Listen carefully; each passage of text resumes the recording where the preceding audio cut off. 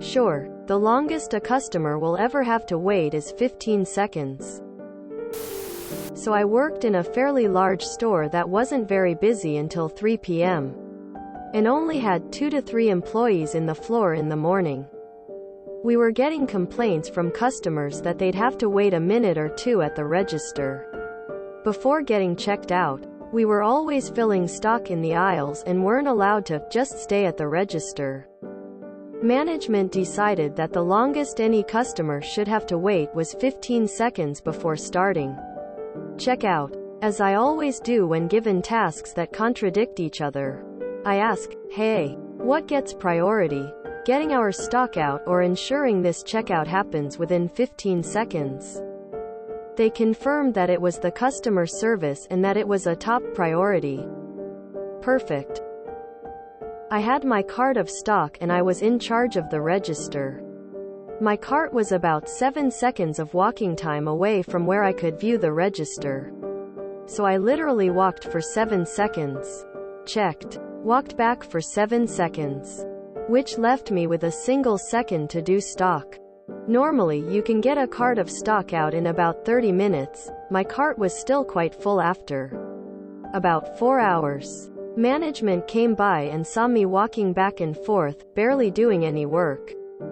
I reminded her that what I was doing was top priority. And since I wasn't allowed to stay at the register, that I was accomplishing both my tasks in the most efficient way possible.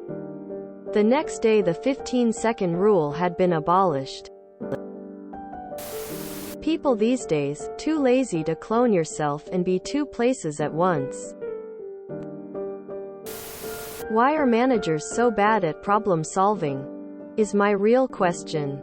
Like, okay, you have customers waiting too long because your staff is all spread out over the store and nobody is at a register. You only have 2 to 3 staff to work with, but you want to cut wait times.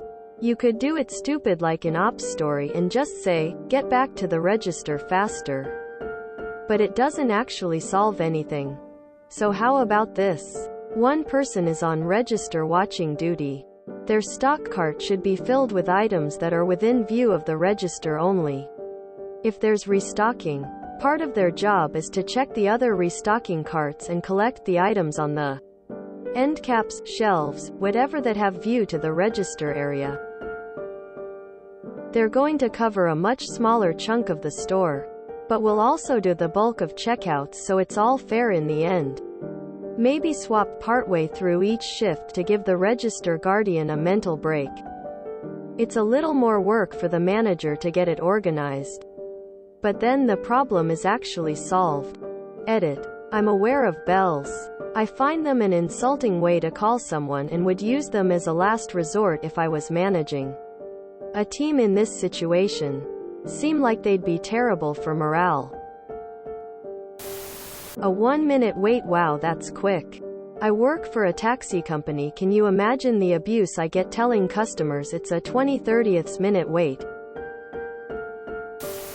This is a thing of great beauty. If this happened in America, this was definitely Dollar General. OMG. I remember my traumatic retail career in my teens and early 20s. Retail managers are the kings of contradicting orders. I must have received at least 10, dive into that pool and stay dry, type orders on average per shift. Wouldn't a bell at the checkout make more sense? That's just really poor management in general. If the cashiers are going to be stocking stuff too, they should only be working on what's in line of sight to the register, front door. Basic customer service, loss prevention. So, basically the real answer is, they were understaffed. At my job, management is so determined to turn our store into the shining that we have to greet everyone that walks in. When we were falling behind on that task, BC, it's hard to bellow at the top of your lungs, welcome in. When facing another customer as you're checking them out, they installed a doorbell on the automatic doors. The doorbell is so loud that people think it's an alarm indicating they've stolen something when They're just coming in. Customers have also been complaining that it ruins the beginning of their shopping experience when they're greeted by the world's loudest doorbell and employees melting out of the woodwork to frantically greet them like puppies that have been left alone too long. We're not supposed to have this doorbell either. In fact, one time my district manager visited the store, walked in the door, heard this loud AF doorbell, turned to me and asked me if that was kind of loud. I had been hearing this doorbell for 6 hours minimum for a month. It took everything in me to keep my sarcastic answer inside. Every time upper management shows up for an inspection, the doorbell mysteriously finds its way into a drawer until they are gone, and then it's back on the door. One time a customer knocked down the doorbell and returned it to me, fearing they were in trouble. I desperately thanked them for doing that and told them they saved us. They're a mallet in the stockroom that we get to use on hard tags that won't stop going off, and I dream about using that mallet on the doorbell. The next day the 15-second rule had been abolished. If only this were the fate of all stupid rules. This bugs me so much. I was an assistant manager at a dollar store chain. Consistently worked by myself, but then got bitched at for not properly stocking. Michelle, I was here for 8 hours by myself and had to run to the register every 10 seconds. You don't want me to stay late, so what the hell am I supposed to do?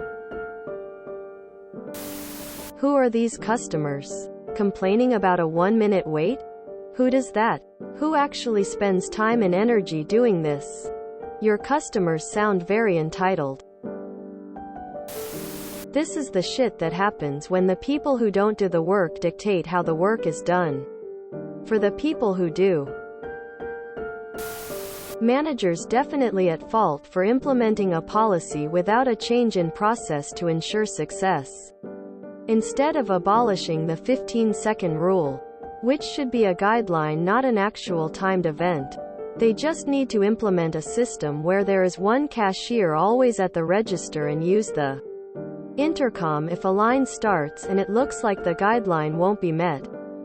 If you've ever been in a Walgreens pharmacy and a cashier gets on the intercom and says an IC3 code, it literally means, I see 3 people in the line.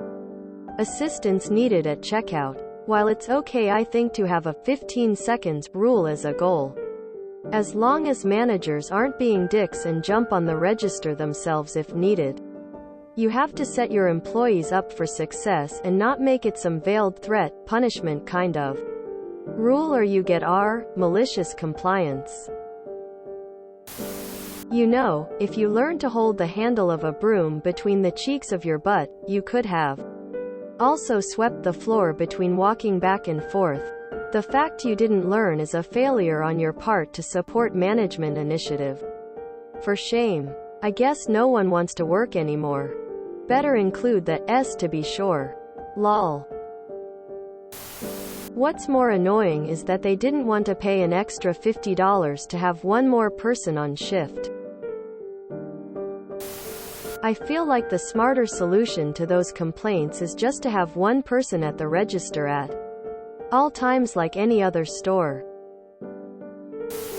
I love it when corporate people come up with these rules that do not work in practice and they think it does. And they get proven dead wrong and have to revoke it. It constantly amazes me how many stories like this there are on this sub. I love them. But at the same time, they always leave me scratching my head.